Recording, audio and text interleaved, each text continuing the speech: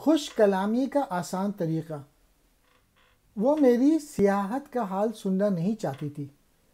اسے تو کسی ایسے شخص کی ضرورت تھی جو اس کی باتوں کو کان لگا کے سنے، تاکہ وہ فخر سے پھول جائے اور اسے بتائے وہ کہاں کہاں سے گھوم پھر کر آئی ہے۔ اگر سننے والا بات صبر و سکون اور ہمدردی سے سنے تو بڑے سے بڑا ٹھوکر باز اور کڑے سے کڑا نکتہ چین بھی ڈھیلا اور نرم پڑ جاتا ہے۔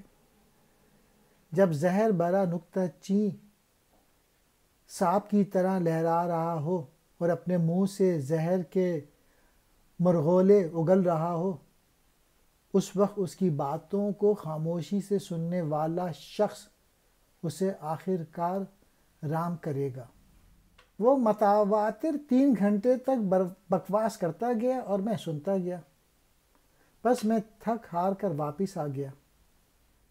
اس نے جتنی بھی شکایتیں پیش کی، میں نے ان میں سے ہر ایک پر ہمدردی کا اظہار کیا اور وہ بہت حد تک میرا دوست بن گیا۔ اگر آپ ایک خوشگوار شخص بننا چاہتے ہیں تو اپنے اندر لوگوں کی باتیں سننے کی صلاحیت پیدا کیجیے۔ اگر آپ چاہتے ہیں کہ لوگ آپ کو پسند کریں تو 5واں اصول یہ ہے: دوسرے شخص کی دلچسپی کی بات کیجیے۔